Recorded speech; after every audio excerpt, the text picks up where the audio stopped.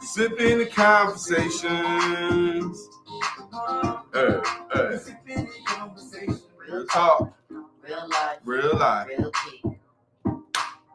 Real talk. Real life. Real people. Hey.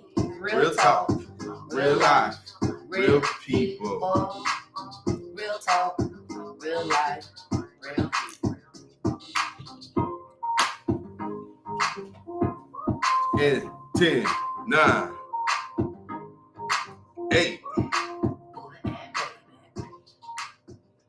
Yeah, what's good, sippers? What's good, everybody? What's good? Good night. Can we get some type of energy going on? You better say, no, you talking about everybody. You had this whole intro at the beginning, and you ain't did none of that. I was just starting. Listen. You don't say everybody. Listen, run it back. Hold up. I need a... Hold up. All right, everybody. Welcome to What the People Say. This is a collaboration between Sipping the Conversations and John Lee from 1983. I am your co-host, along with my other two co-hosts, as you affectionately know them as Buddha. Hey, what's good, sippers? And Baby. And let me just go ahead and tell you people what the people say and what it's all about. As I said before, I'm the engineer. But listen, this show is not a show. This is family. This is us connecting, laughing, living, and loving on each other. It's all about spending real time with real people, sharing real conversations, and celebrating life. Each and every episode, these are my co-hosts. We do this together in collaboration. So without further ado, Buddha and Baby, tell me what you're sipping on. Oh, me. What I'm sipping on is the root to the beer and nothing else in it. The root to the beer. That's it, man. I ain't got nothing else in it. I got to work tonight. And so there you go. I heard that. So Buddha got to clock in after this podcast. Shout out to Buddha for being the awesome guy he is. You don't get people out here like that. You know what, Buddha? You deserve this. That's praise, everybody. Mm-hmm. He's doing the unspeakable things that are hard for a lot of us to do. Be scheduled the day off and go in. Shout out to that man. Now, Baby, what you sipping on? Yeah. Well, 1800 coconut. I normally don't tell y'all what the brand is because until we, ante up. Mm-hmm. Get them brand deals. You know what I'm saying? But I stay drinking it. So 1800 coconut today with a little splash of guava, fresh guava juice, and a little bit of hibiscus ginger beer, and some lime juice. What that taste like, though? Tropical. Okay. Yeah. Like you're back there in Florida. Yeah, like I'm on a beach because I'm missing the beach Which one? Cocoa Beach, Titus Beach. Oh, the Playa Linda. One time. I miss any beach in Florida I could walk around in my birthday suit. I miss those beaches. Mm-hmm. So in light of things y'all see kind of changed up, just for the record, I want Buddha to do his part that he always say to me because it's just so sweet. This the part that he always do. Do it again, Buddha, for the what you sipping on part. Go ahead. Mm-hmm.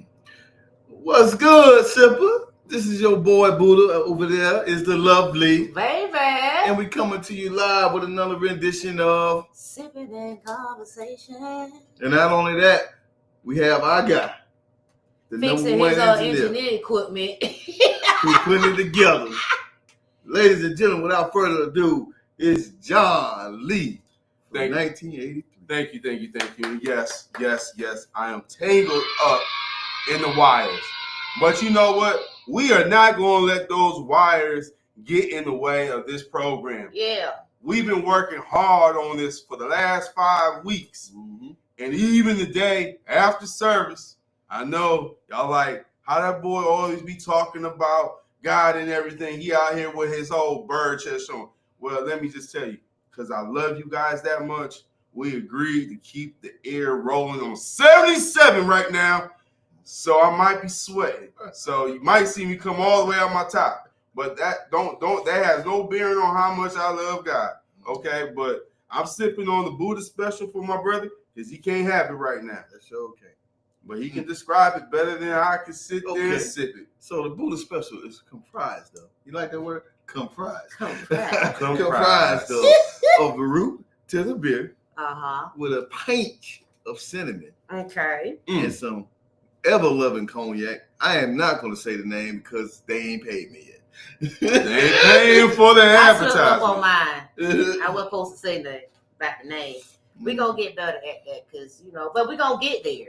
That's for sure. That's it. We've been talking about it for a long time, but it's time to be about it. You know what I'm saying? 'Cause somebody want me to sip on they fine adult beverage. Libations. We just want them to transfer them dollars from the television to the podcast. So we gonna speak prophetically on that, and we already know where there is a ram in the bush, there is an opportunity. Hey, so hit us up. We are willing to test your product out. Speaking of testing out products, I couldn't help myself. So let me dig underneath the table. We ain't got to say the name, but it was a good segue. Okay. Peanut butter jelly time. I cannot help myself. I'm not going to you guys can see I'm going to turn the labels over. Don't get confused with the color, people. Don't get confused. And we are going to do a blind taste because we want the sippers to know who are sipping on their Sunday beverage how it pairs with this chocolate. So I have 2 packages, orange and purple and raspberry and orange. Buddha, which package are you going to dig in first? I'll go to the raspberry. There we are. Baby, that leaves you with the purple. okay. Now, what we got to do here, just for the kicks and giggles, we are going to go ahead and open up the package and see what this product is about. Just because curiosity kills the cat. I don't know how to open stuff. We want to open it the best way we can. I don't care if you got to tear that package open. I don't care how we got to get it. Let's give it to the people. That's what I'm talking about. Let's give it to the people and let's just see what's going on. Hey, and at all times, if you guys feel the need to, go ahead and drop a comment. I know we online. We on Sipping the Conversations. We on John Lee for 1983. We is just out here just doing our thug thizzle. And based upon my co-hosts and their review, I will let you decide if you commentate and tell me which one to eat. The raspberry and orange or the grape and orange. You ready? It's peanut butter jelly time. Right. Peanut butter jelly time. You ready? Begin. They are chewing away. Buddha is chewing to the side. Baby's chewing directly into the camera. She's looking real serious. Buddha's wiping the sweat off his brow because it's 79 degrees in here and counting. No, it's not. But we are having a good time. Okay? That's not bad. All right, so baby, describe your treat. It really tastes like a peanut butter and jelly sandwich with grape jelly. Yeah. Got your chocolate, got your peanut butter, and you got your grape jam, spread over some bread. And that's what it's giving. Okay. Nice. Now, Buddha, give it to me, but give it to me Keith Lee style. Oh, well, let me see here. If I had to describe this raspberry-filled P&J Reese, I would say it tastes like a donut filled with raspberry jelly-filled donut, topped off with a glaze of chocolate. So it's like a chocolate glazed donut filled with the raspberry. The demonstration. Feel. I mean, damn. Does a gynecologist feel like that when you go in the room? I don't, and they will stop. Because that was one. It was the middle finger. Feel. Make it feel. Feel this one up. Okay. Wow. All right, so people, I'm gonna let y'all take time, watch the broadcast. You guys decide: do I do raspberry and orange, or do I do purple and orange? And into the meantime, we gonna get into our first segment, Straight Up. Make sure y'all get a sip of y'all drink so y'all throat stay wet. Oh, wow. And whatever you're sipping on, put that down in the comments below. They ain't nothing changed back there. That ain't changing. Yeah, man. So I want you guys to know we just commentating on what we want to commentate on. So about an hour or so ago, we were having a discussion with our best friend, ChatGPT, and it was letting us know what's trending in these streets right now. So what's really going on, sippers? We got a whole lot to talk about, but Buddha, let's get into the first part. Yeah, man. The Diddy is diddling starting tomorrow. Tell the people. Man, let me tell you, man, the trial of P. Diddy starting tomorrow. The funny part about it, you're supposed to be tried by your peers. I mean, is his peers all white and all female? I think he got a white woman that helped him with the baby oil, so it only makes sense, right? I don't know. That's kind of strange. Allegedly co-conspirator with the baby oil. That's how he got the 1,000 bottles of lube, right? Something. It was a white woman. Let me just ask the people. Would you help a man obtain 1,000 bottles of baby oil, sisters? No. Baby? No. Let me ask you this, Unless baby. I'm freaked out, then that's different. I mean, I don't get that. And I don't mean freaked out in the wrong way. I'm talking about like, that's the word they use. Well, you used his Freaked favorite out. word. You used freak.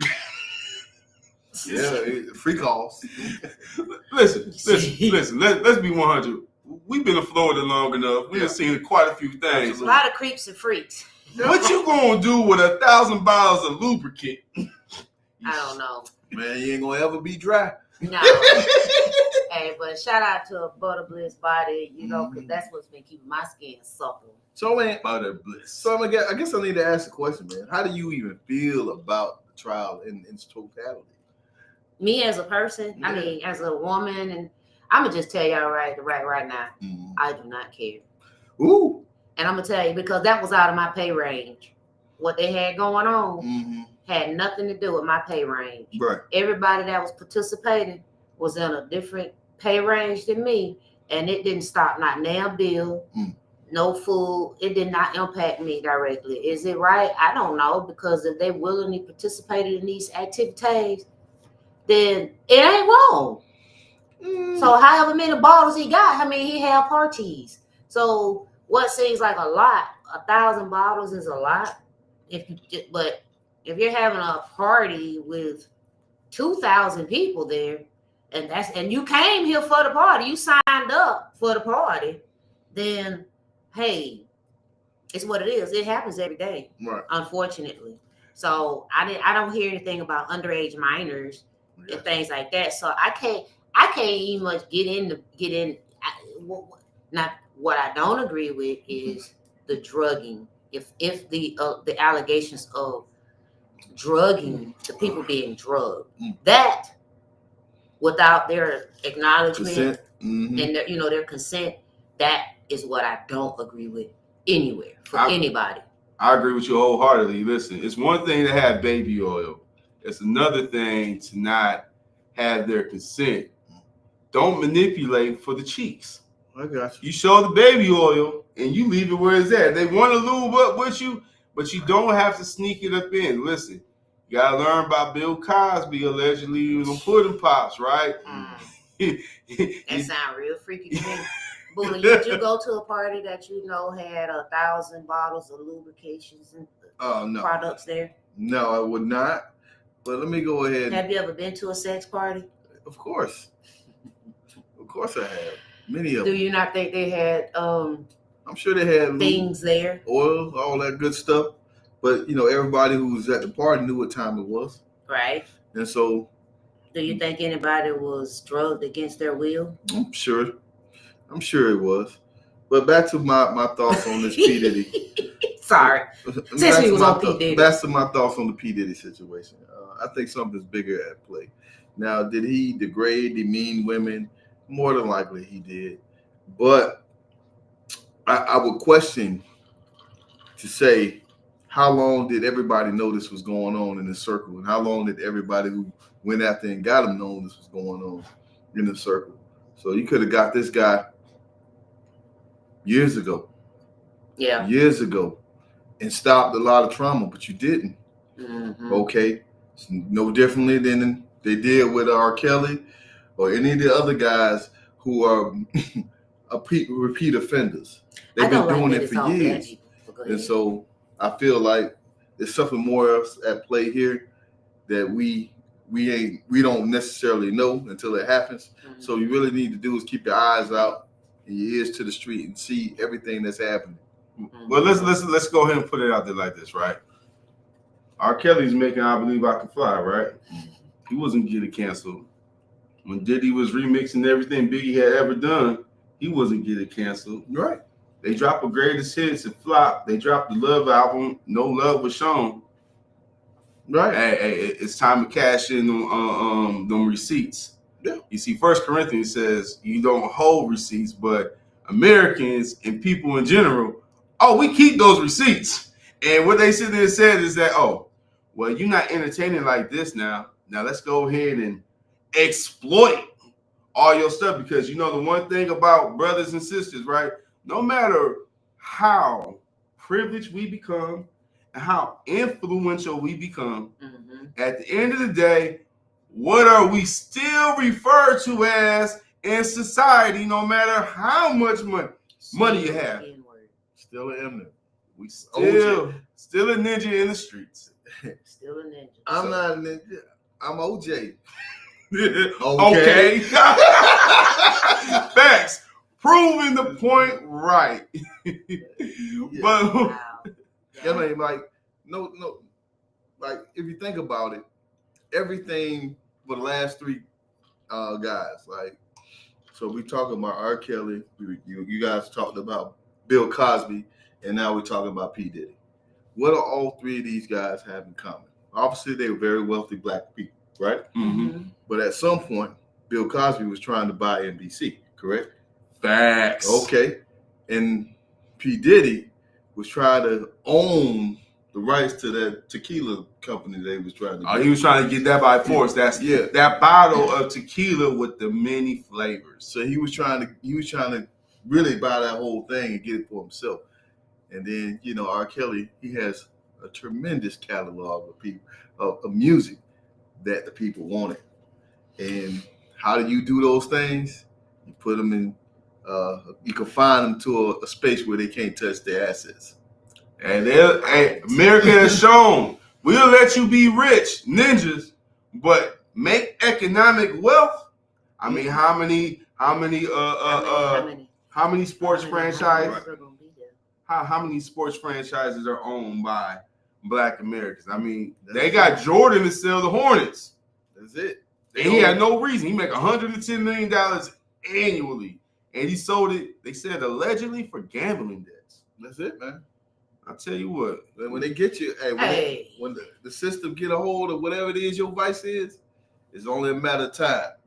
It's always a matter of time. Baby, and I words? don't understand how that, when you become a celebrity or just, here's the reality, when you get to be in a certain income bracket, you're still a person, absolutely.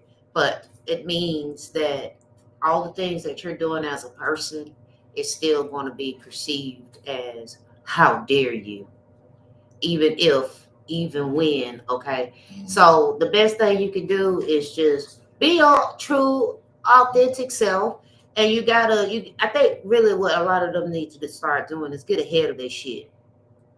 They need to make sure their lawyers on retainer, they got their retainer all ready to rock and roll, and just do you.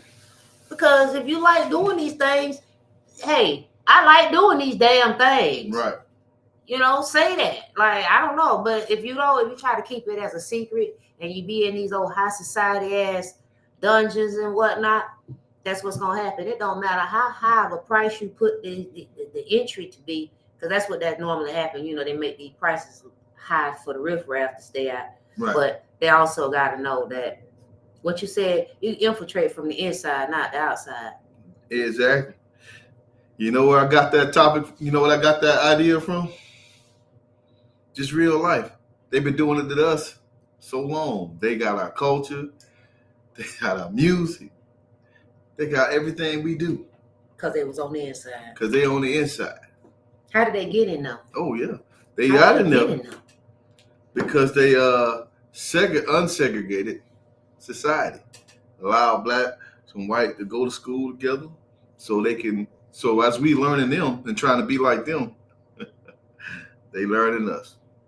But they were learning us from an economic perspective. We were just learning them just for what were we learning from them when everything ultimately was taught by us. Man, it's a dollar in a dream. For us, by us. Yeah. For us. It's what we learned. It was a whole dollar in a dream, baby. There's a dollar in a dream. You know, we seen white and we thought it was right. Oh. They beat that in us. They beat that into our ancestors. Okay. Right? Amen to that. Now let me go ahead. Excuse me, I need to take a sip real quick. Straight up. So we got both perspectives. Go ahead, give us your final thoughts. I'm done. Mm-hmm. All right, so she says she's done. That's cool because we got to get into the next round. Baby, say it with your chest. Black History Month, Trump signed Executive Order 14151, effectively trying to do what with our 29 days of historic American acknowledgement? That's the getting rid of the Black history. Getting rid of Black History Month. Already got the shortest month. Now he's saying it ain't good enough. That ain't good enough. Do away with it all. Make it all inclusive. Yeah, I'm not okay with that. I'm not okay with it by a long shot. One, because there's a high percentage. I don't know, but just in my personal Black opinion, 90% of things that we have up to date, styles, culture, food, across the board, you name it, right? It was derived by someone Black. And to say that, to minimize it and try to take it away, it's a complete insult. And I'm not okay with that at all. I don't even know how a person that has felonies get to say those things. Shots fired. Doesn't he have multiple though? 34, I believe. 34 low-hanging felonies, but yet he has felonies on his record. And you know what? If he was a ninja on the street in Orange County, Florida, he would have no economic opportunities with just one of them things. But he got 34 and how are you in office? How do you declassify? How do you qualify? How do you qualify for anything with a felony when we know the average Black man and or woman can't ascertain adequate employment or just sustain a quality livelihood with a misdemeanor? Real simple. Money will get you out of all the shit. That's one thing I learned from OJ. You know what I'm saying? It only gets you so far. Hey, because what they gonna do? What they gonna do to you? What you said they gonna do? They gonna take it. They gonna take it. They took it from him. Okay. But he showed the world how it need to be done. Then let's get this one thing straight. OJ got off, correct? Mm-hmm. What was the next thing that happened? Civil suit. Okay. Let me tell you. Now that happened. But let me tell you the next thing that happened. Yours truly, your boy Snoopy Doggy Dog had a murder case. Had a murder case that he enlisted the great services of Johnny Cochran right after. Because you know why? I'm innocent. He said if you had the money, you can get off. He showed the blueprint on what it took to get off. Wow. And then all of a sudden, all the rules changed not too long after. So again, in these situations, when you're talking about the Great Orange, or what is it, 48, 47? He's at 47 now. But hold up, 40. Obama was 45, Biden 46. No, Trump 46, Biden 47. No, Obama was 44. Mm-hmm. So he's Trump 47. was 45. Biden 46. Trump 47. He's 47. So fact check me if you don't agree. So hey, man. TikTok, I think his name is So Terrell. Something Just Terrell. He called him Wig and his cabin in the Combs. So interesting enough, man. You get things. You can get information out of the smallest things, right? Out of the smallest things. Everybody watch Boondocks. Yes, we watched Boondocks, right? So it was an episode of Boondocks. Thuggalicious? No. Uncle Ruckus. Uncle Ruckus. It was an episode of Boondocks where Uncle Ruckus died and went to heaven. Praise white Jesus. Right. But if you understood what they were talking about, he was sitting in the carriage, flying through heaven with Ronald Reagan. What? I remember that. And then in that episode, they talked about Black history. Mm-hmm. He said Black history is the only month that reminds Black people of slavery. So white people really thought that way. Then getting rid of that idea of Black History Month would not remind people of the true history of America. So they really, they if that's what they really think, then they are laughing in your face, Black America, because there is no month that you could take or give that will erase the facts. So as they give it, so will they take it away. So people, I'm sorry to disturb, but that's when we got the sound effect. Hey people, we gotta ask you a question. How do you feel? Do you think President Orange, number 47, did you a service by taking away your PTSD and removing Black History Month so we no longer have to discuss it unless it's in one of those cinematic movies where they whipping us with lashes and calling you the N-word and spitting in your face, because even as sinners, they had to put that propaganda in there. Did they not, sis? And it was directed by a Black man. But Warner Brothers said, hey, let's make this historically relevant. That's that Buddha special. That's the Buddha special. I still haven't seen Sinners yet. But let me tell you, I'm just going to go there. It was in what, Clarksdale, Mississippi? It was, yeah, because me and sis went to go see it, and they still had to put them white robes in the movie, even though it wasn't really a major event. But they had to remind ninjas, you're still ninjas, and we did this before. And what happens in history if you don't learn from history, Buddha? Hey man, they're gonna let you. Well, they're gonna let you for real. We're bound to repeat it again. All right. So interesting thought. I just had this thought. Just came to me. So as they give it, they will take it away. So they gave us Juneteenth. They did. They gave us Juneteenth to cover up Father's Day. I will remain there. I remain strong. To cover up Father's Day, Buddha. To cover up Father's Day. I know my the baby third, not like the third weekend, the third Sunday of June is usually heralded for Father's Day. Now we share this thing with Juneteenth, and not only that, it was all good. Fathers may have felt it some type of way, but the women was all good. Let's Juneteenth it up. Let's do this thing.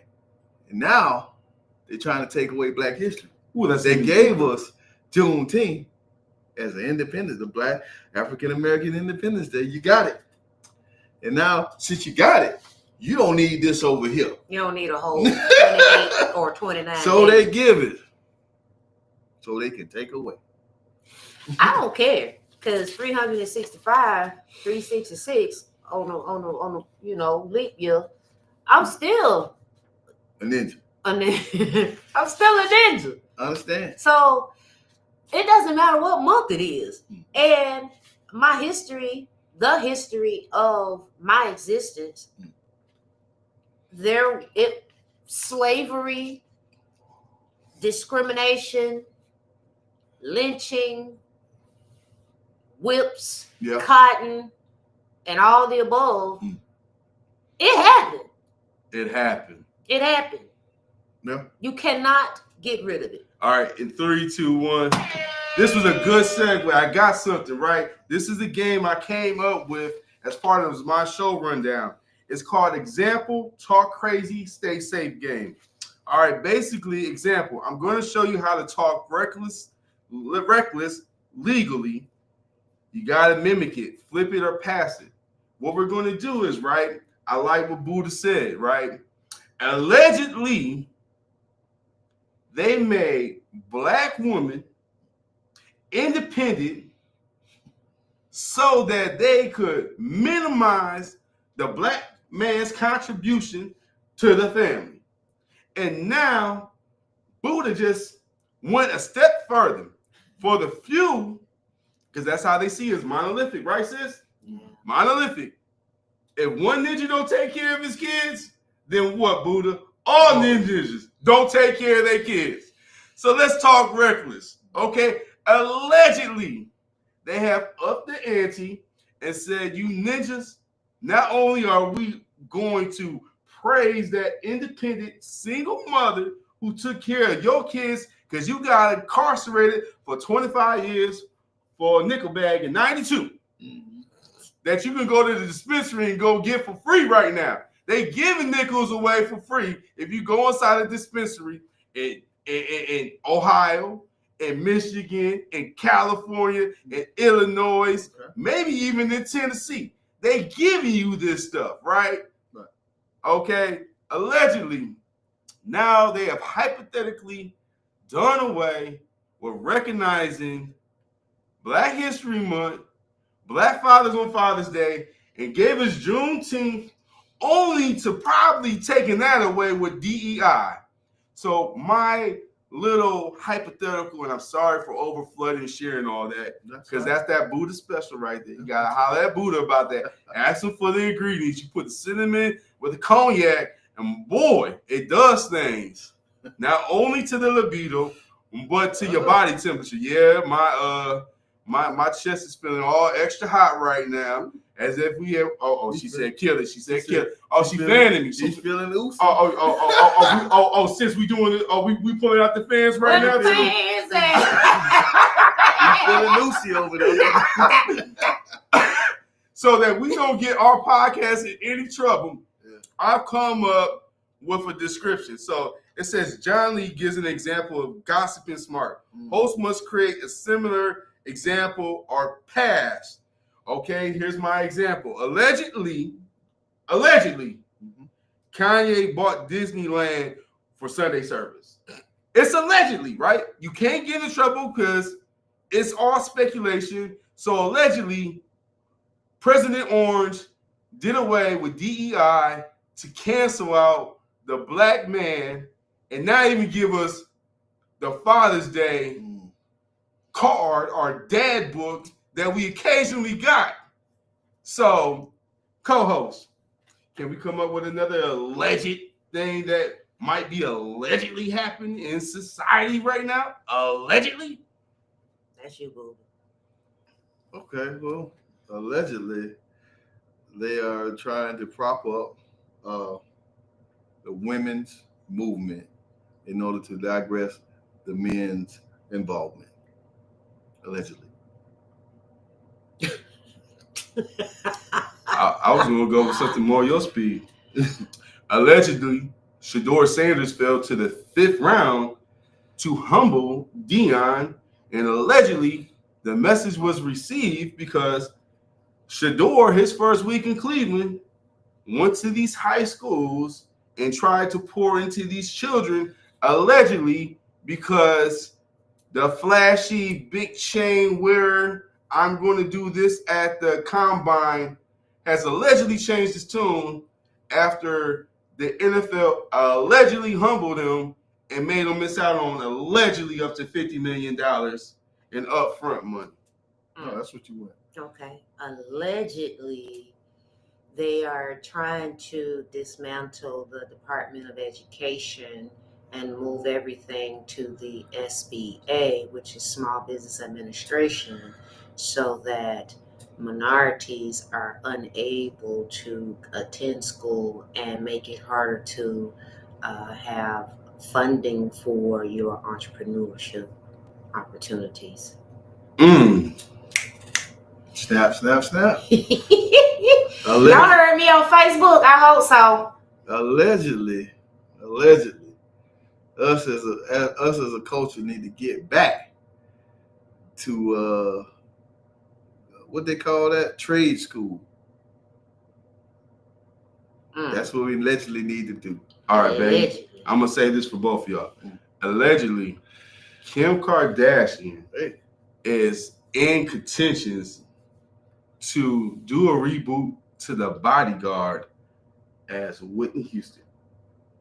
Allegedly. Allegedly, the Army is going to be calling on the YNs, and that's the young N-word, to help defend the United States of America. That's great. Allegedly. Allegedly. Allegedly. Hey, that was a good run. Let's get to the next one. This is something that Baby came up with. We're going to jump into it 38 minutes into the broadcast. Baby, you said it. I'm going to repeat it. Here we go. Forgive me, even if I never say it. Forgive him without an apology. Talk to him, baby. Forgiving, it's, sometimes you got to just move on with your life. Oftentimes, we get so consumed by what the person, that they never apologize to us, that we miss out on opportunities with the one we love, or the people that's there, that's present, because they don't apologize, because they don't reconcile. Things like that don't happen. And so I think that more than often, moving into your livelihood with that trauma that may have happened 10, 15, 20 years ago, you need to forgive yourself for allowing that to hold you hostage, and letting so many opportunities and possibilities that are limitless pass you by. Oh, that's great. That's great. So first thing I like to do is I like to tap in and say, L Doobies, what's good? How y'all doing today? Appreciate y'all joining in on the show. Based on what Baby is talking about, it's the same thing I've been saying a couple of weeks ago when we were talking about doing the work within, right? Understanding who you are, forgiving yourself for a lot of the things that are happening for you, because we haven't talked about this much. The law of attraction says, what you put out in the ether, so you shall receive. So you got to do the inner work in order to get the things that you desire. That's all. Yeah. And I just want to jump on to say this. Forgiving is not about you forgiving them. It is about you forgiving them. Let me just make sure I say that correctly. See, when we don't forgive others, we tether that emotion and that spirit to us. And when you start to realize you acting different and moving different, it's because you ain't allow that forgiveness to intercede. So you forgive, so you can forget and throw into the sea of forgetfulness, because why are you going to take that with you? That you was wrong. They did you wrong. They did something scurvy to you. Yeah, I'm going to tell you, as a human being, humans do a lot of scurvy stuff. And because this is a collaboration, I'm just going to keep my reference to what I'm just saying. Work within your soul and seek, and you shall find. But that forgiveness is for you, so that you don't hold on to it, and so that you can move forward. Because something happens when you allow a situation to intercede into your life, and you don't move past and give yourself the grace and mercy you need. So I'm gonna ask this question though, based on what you just said. Go ahead. I'm gonna ask this question. So forgiving is one part. But what about should you forget? You don't have to forget. And how do you handle the intertanglings of the forgiveness and the forgetting part? Because sometimes they intertwine quite often. Sometimes you get triggered because you never forgot it. Correct. And now you want to pull back on that forgiveness. No, Negro, this ain't it. We back on. I'm with you on that though. I do believe again that you don't have to forget, but not forgetting it for me, it's more like a stepping stone. It's one of those like blocks in life, right? So I'm not going to forget where I came from. I'm not going to forget the situation that happened. But what I have also done in the process of my internal work is I acknowledged my role in the situation. Okay. I took the accountability for how I got to that point. And that's what I don't want to forget. My role. Good point. And I will just chime in because I'm the one that said forget, right? The reason why I'm saying forget is not that you're not going to recall. Because if you step on a push pin while walking on the floor, carpeted floor, you probably going to move different the next time, right? Absolutely. The lesson learned, right? Look to the front. So for me, not all relationships are meant to transition into the next season. And sometimes you want to forget, at least for me, because that pain, right? I want to forget. They say this. I used to say this all the time. I never forget how you made me feel. I might not recall the incident vividly anymore because life goes on, I move on, but you never forget, right? And I got the knowledge from that experience. So I need to just kind of forget it altogether because if I remember it in my future, right, I might start putting a barrier up with the next person because of the pain you inflicted upon me. And that ain't fair to them, nor it is to myself. Just because someone did something to cause me great pain.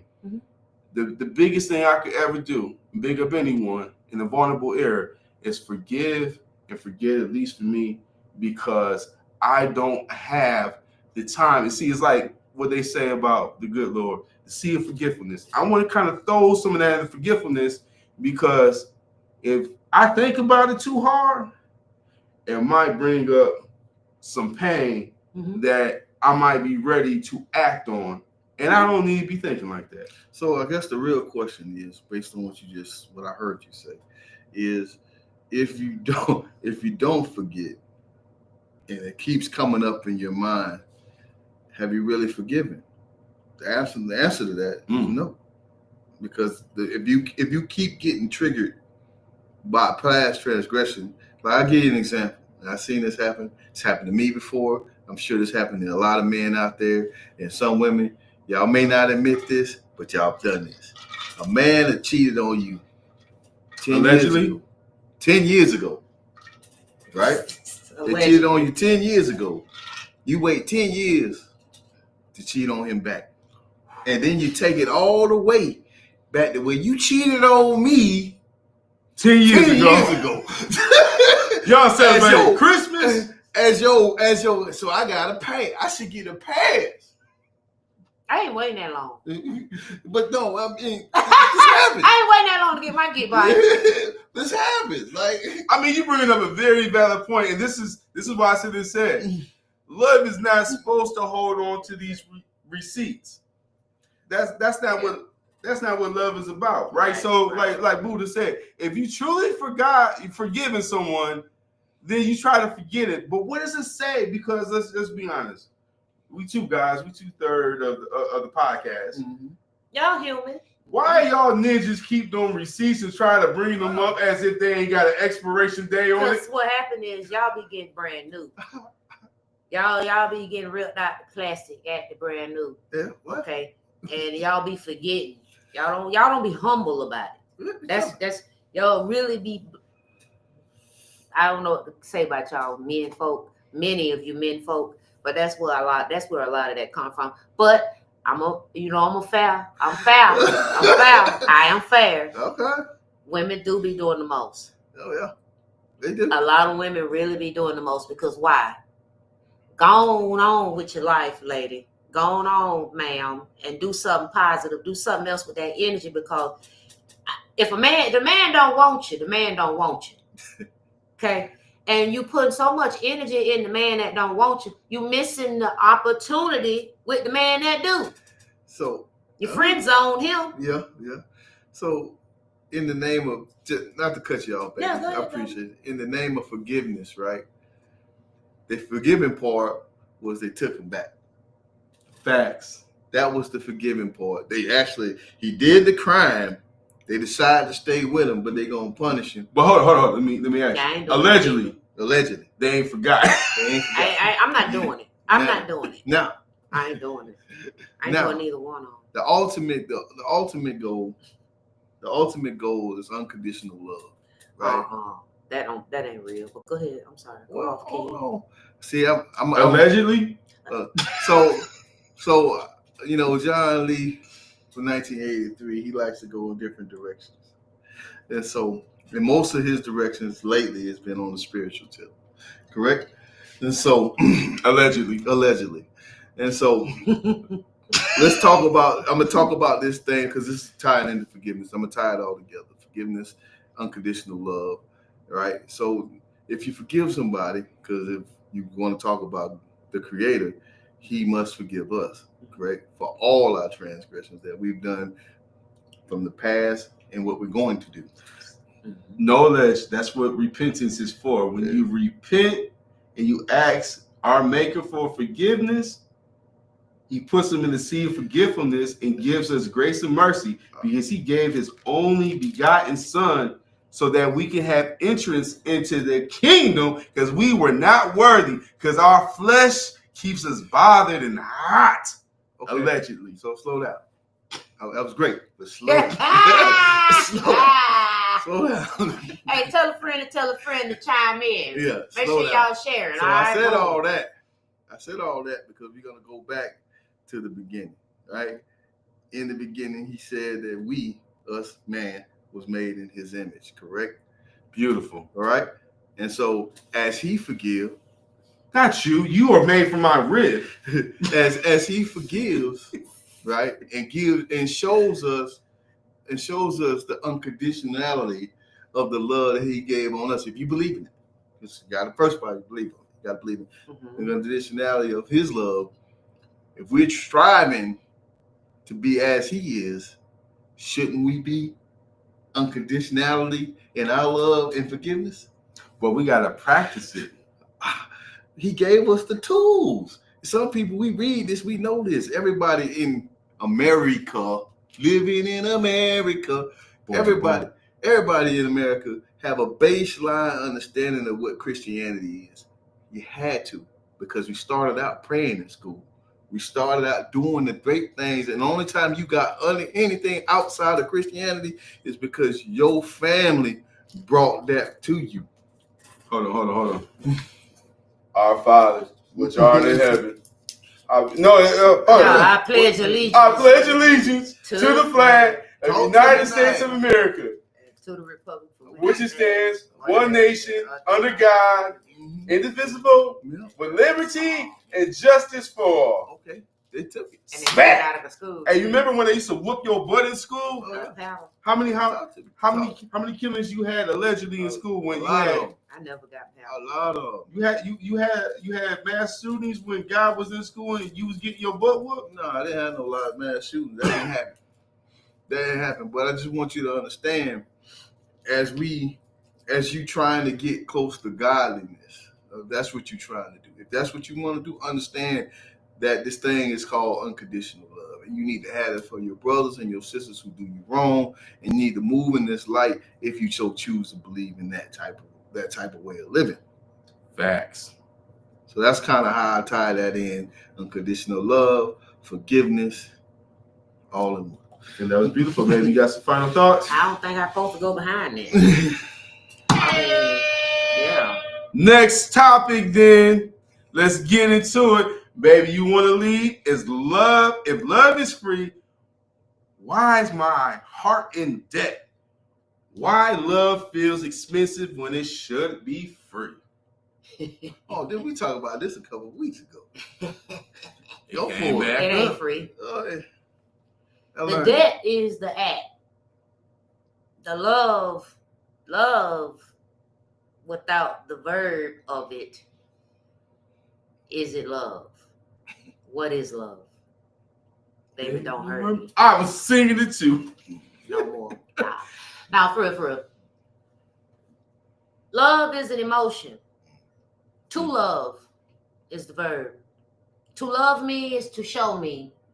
To love someone is to show them by a form of an action. And so with that, the action part of it all is where the debt begins to grow. Buddha? Well, I'm going to give credit. That was my short version. I'm going to give credit to Baby because that episode, I took the latter of the two and she kind of changed how I thought about it in that moment. Love, you got to pay a price. You have to pay the price. It's not always financial. It's an emotional taxing. It's a spiritual taxing. And I'm telling you, man, if you're not willing to sacrifice yourself for those that you love, you need to start questioning. Is it love? Talk to me nice. I'm going to say this. See, when you say, if love is free, why is my heart in debt? That's because you paying attention to the transition, the transaction. Why am I screwing? It's the Buddha special. It's the transaction. You looking at the transaction. A wise person once told me, right? You got two people, right? You trying to build a house, right? That woman cleaning up the inside, taking care of the inside, getting the interior, painting the walls. You out there, you putting the siding on, you putting the trim on, right? Mm-hmm. Who's to say which one is doing more?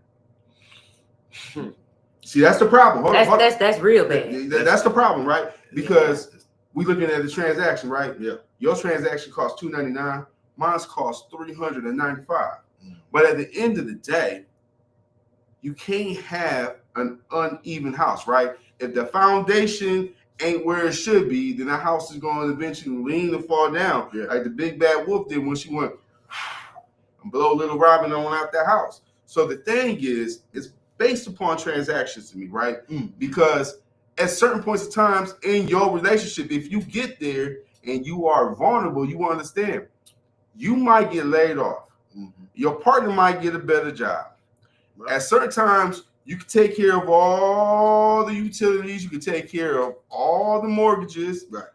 And everything is solid as a rock, right? But there's going to come a time, unfortunately, if we don't plan ahead, that you might need to depend on your significant other. And if you're sitting there trying to tally and say, oh, I'm going to lay on the couch this month because I put $10,000 into the house last month. Now it's your turn to take care of me. Well, are you being a real partner to your partner? Right.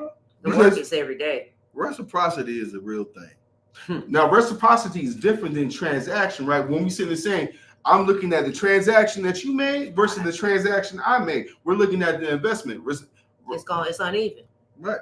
Things are reciprocal. Let me ask you this real quick, right? One of the things that men don't pay enough time to is this, right? Attention? No, attention. No, yeah, that too. But when you get an old lady, let's go ahead and boo the baby. I just want you to sit on the sideline. I ain't got nothing to say. When you, I want to walk off this conversation. Let y'all men talk it out because y'all need to work with each other. Hold on. So let me just break it down to you real quick. What are some of the benefits from being in an exclusive relationship with a partner? I'll start. I'm listening. All right. No prophylactics. Okay. No online streaming if you are in sync with your significant other, right? No baby oil, right? It's naturally moist, okay? Ooh. Those are some big things that a man needs that he obtains when he has a woman. And when you have a woman, you have a good thing, and they providing that. How do you put $1 on it? Because let me ask you this, Buddha. Yes. Are you going to settle for a woman that values that at $40? Or do you want something more intrinsic, something with higher value, something with a bigger return on the investment? Well, I'm a little more different than that, but I got you. I want your soul. You want to suck this? I'm sorry. You right? He wants to suck. I want your soul. I want your heart. I want things to be a safe space before I can really dig into who you is physically. I need to know you got to have my back. Now I can party with you. I can party with you for sure. Mm-hmm. We could do that. I could separate the emotional tether to my member to what I'm going to do upstairs in my mind. I could do that very, very well. But if you want the true essence of who Buddha is, you got to create that safe space for me. Yup. Yup. I got nothing. I can separate it all. Go right ahead now. Yeah. I don't know. Talk to me. I have the capacity to separate it all, and I don't know. It's just a me thing. I won't compare myself to the average woman because the average woman, she does desire companionship. Now hold on, let me just tell you, I do desire companionship. I said I can separate that. Decoded, that means that she's not always going to do it, but she has the ability. Listen, key words. All right, I just want to be paused. we is me. Do not want to be alone, okay? But it's all about perspective too, because companionship could be getting your oil changed. Blink, blink. Okay. Companionship could be long term. Companionship could be short term. So whatever your companionship is all I'm saying. So I have the capacity to separate it all, and I do believe that love is essential. And love is love. Period. Right. I know there's a lot of the agape, Eros, Stove, yes. Familia. Right. So there's all these different loves, which is, it's in the Bible and all those, it's biblical and spiritual and all the things, right? But love is love at the end of the day. Love. And at the end of each and every day that the sun rises and sets, if you're not putting in the work, right, it's dead. Okay. Just like the faith. I got a question, and maybe John Lee from 1982 can answer this one. Talk to me now. All right. So, how expensive these days is it to get a marriage certificate? It's not that expensive for a marriage license. So I was married before. $100? I don't think I was married before back in the late 90s. Not telling my age, but. Child, I didn't know you old. Look at you. But They know you the old it cost me like $82 then. I got mine in Duval for 75. 75. So 21. Oh, they passing them out like kids. No, so just understand, I'm steering the boat. Just okay. So if it costs you 82 or 75, let's round it up to 100. $100 just to get married. Why does it cost so much to get unmarried? It costs you up to thousands. For real. They want to make sure you for real. It really depends. At one point in time, to file for it, it costs $220, and then when you go to get a decree, it was $75. That's if it's non-contested, and then both of y'all agree to go your separate ways, and you guys don't have a lot of marital assets. But over time, right? Over time, it becomes a lot more expensive because you see, when you guys start to show patterns of depending upon each other, and y'all have children, and one person take this role and one person do that, then you got to start looking at the way of life and looking at, just say you get a job, right? And say that job take you from double digits to triple digits, right? You gonna have to pay a little bit more because of a lot more work. Like you said, they let a Negro be rich, but they won't let you do that Jay-Z economic wealth. So if we look at it in a glass house, why in the hell am I paying more money when I don't want to be with somebody no more? They want to make sure you for real. for real, you gonna pay.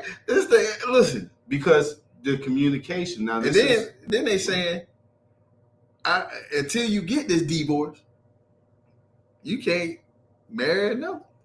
Not for 45 or 60 days in most states.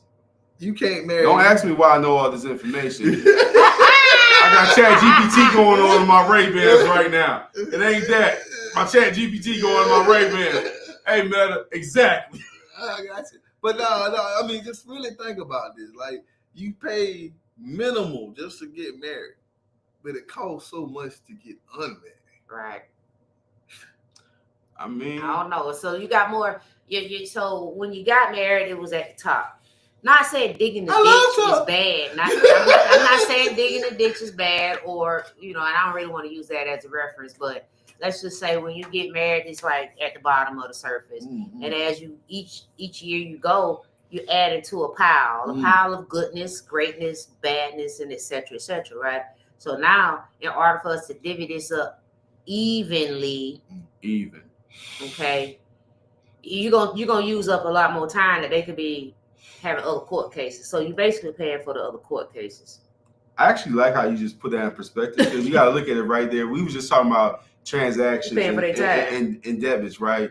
It don't become even Steven until you trying to find your way on out. And to further that, it's one of those things, right, where if you're going through it, this is what I would just recommend to anyone is first off, if you can get your significant other into therapy, and so that y'all can start unpacking the root of the problem, things might go a little bit better. But if you go in there, with your chest out and you showing your bird chest and you acting, like I ain't scared of nothing, well then, like you sit there and say, what?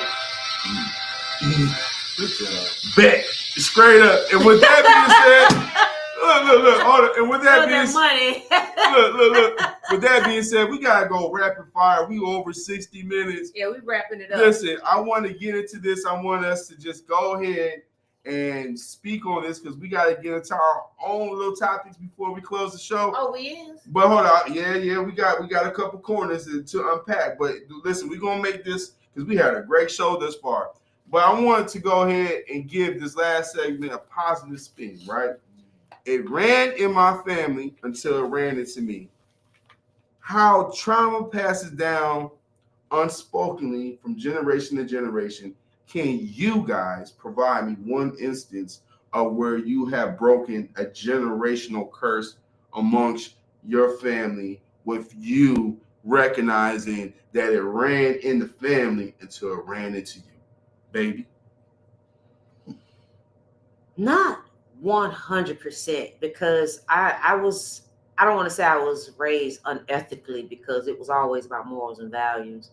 But I think when it got to me, my mom was not in that small town anymore. She was actually in the big city. And so she had to evolve, and she did. So leaving me to be the big sister of the house, I don't know. I don't know. I don't really know what I missed. Well, I'll say this. Not having open conversations with my children, and versus, instead of them saying, don't do it, and just, that's it. We had town hall meetings with my kids. So, and I had a child early, but I had town hall meetings with them to expose the conversation and just feelings and things like that about sex, money, drugs, and alcohol. So I think I was one of the few that probably introduced an unorthodox kind of culture in my home. Powerful. Booty got something? Talk to me nice. Well, I mean, this particular time, I don't. The traumas that happened in my family are still there. I haven't broken no cycle. I mean, that's something I just need to work on. And it's me being honest. And vulnerable. I appreciate that. I love you, baby. Softball era, I appreciate that. I'm going to take this one because I thought about this one in depth. It ran in my family till it ran into me, meaning that communication is one of the hardest things for a black man to do, especially when he don't know how to talk brother to brother. You see, this is my sister right here. I'll call her for anything, and I'll talk her ear off. You see, that's my brother right there. He's dependable. He's reliable. He's always there for me. Tell me time you ain't been there for me. He's always there for me. I'm talking about, I'm going to take it back. I'm going to take it back old school to our Orlando days. One time, I was just being my usual random self, and I forgot how, but I made it into that parking garage. And these two saints, what y'all had to do, y'all had to find me and rescue me, because I was somewhere on Orange Ave doing something with God know who, and I didn't know anything but to call on these two. And of course, if it's late night, Buddha gonna drive.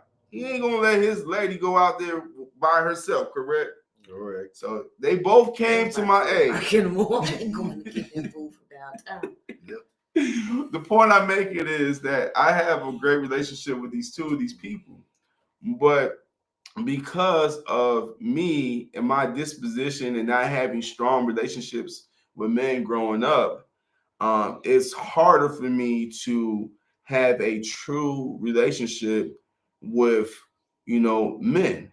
Like out of everyone in Orlando, is definitely Feek. What's up? I know you watched at some point in time, so that's your shout out.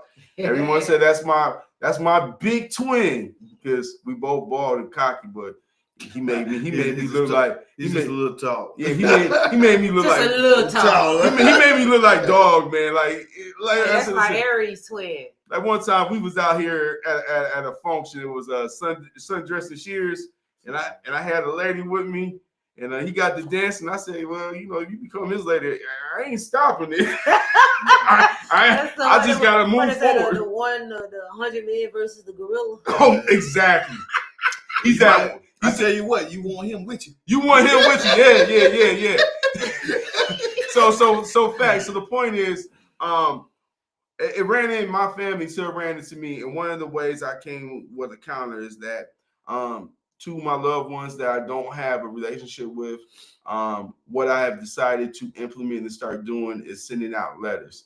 Because no matter where we at in life and no matter how we feel, man, it's something easier about just putting it on paper, sending it, and saying I love you. Get the hard part out, and let that loved one know that you're thinking about them. You might not be ready to talk on the phone with them per se, but you can let your people know how you feel. And that's one of the things that I'm implementing in my life right now to stop with a lot of these divisions. Because the one thing that I've learned in society, it was always easier to be around a woman. I was nurtured from a woman.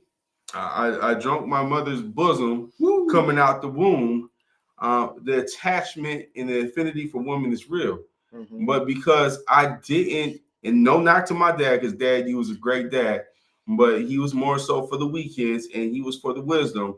But because as I became older in life, I was trying to stand up as if I had a leg to stand on and try to convict him for what I felt he fell short on, not realizing that some of the same things he done dealt with is the same things I had to deal with my children. So it ran in my family till it ran into me. One of the things I will encourage anyone watching this to think about is that it's not always easy talking to loved ones, but ain't nothing like sending that card, which is at that grocery store, right? Or you writing a letter, or even putting in the chat GPT, printing it out, and just putting it inside the mail. Do something. You know what? You ain't even got to send it. Just write the letter at first. Sit it in a shoebox like you used to do with your money back in the day when you was getting them jail sentences for them nickel bags. Yeah, I just stereotype my community, but don't judge me for it. Forgive me for it. Allegedly. That's just something to sit on, you guys, as we get ready to segue into our closing. So you guys ready? Yeah. Baby, you have the floor. Tell the people what you want.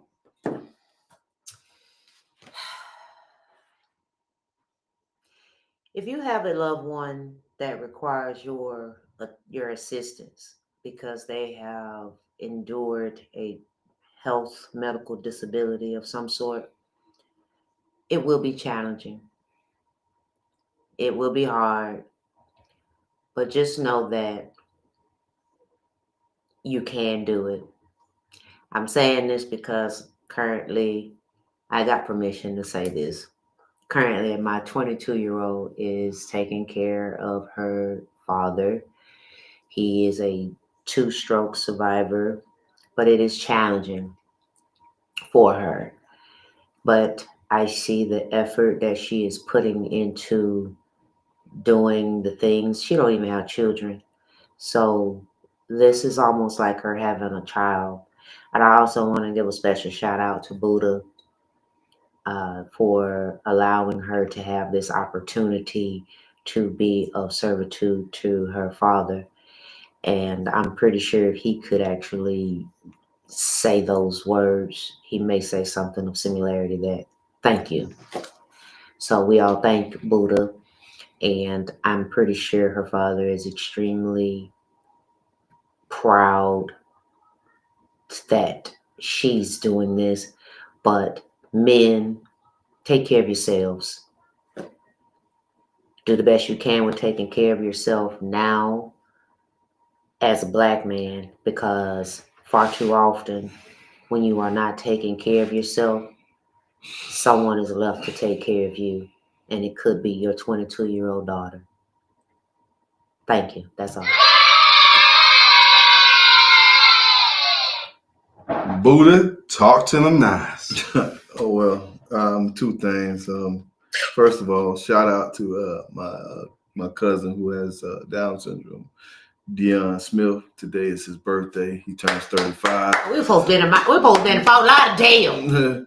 He just turned 35. So shouts out to you, big dog. If you see this, I love you. I always treated you like a brother. And then we had a passage from a comment from one of the watchers, Miss Martin. Seeking therapy, paying attention to my triggers, and not ignoring them to appease people. That was her acknowledging the things that she had to go through when she was talking about family, bringing the family stuff together. Absolutely. And what do you learn? What do you have on? And so with that, I got a lot of work to do. I'm going to take those words to kind heart. I'm going to definitely try to seek therapy and not comfort in women and other things. Seek the therapy, do the work, and much love. But to answer, baby, this was a great opportunity, as we talked about earlier today, to show unconditional love. I promised her father when I first became a part of their lives, that I'm not here to take his place, but we're here for one common goal, is to make sure his daughter, who's now newly in my life, develops to be a great, loving person. And what does that look like? Yeah. It looks like what we're doing right now.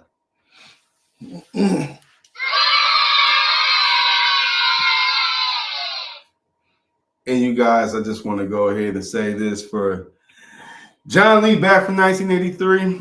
I watched an amazing movie. It was on Hulu. It's called Exhibiting Forgiveness. It's about a painter, a black painter, and he appears to have his ducks in order until it comes down to that one particular subject, his father. And this movie unpacked a lot for me, because not only was it about his relationship with his father, it was his father's relationship with him. So the grandfather. And there's a reason why I sit there and said it ran into my family until it ran into me. A lot of times we try to be Superman and we try to do more than what we can do. And it's because we were taught early on, being in them single parent or sometimes two parent households, that one day we were going to have to be the man. And in America, it's a common thing. Tell our black boys to be strong. Tell them to not cry. Tell them to not exhibit emotion. Just be strong, suck it up.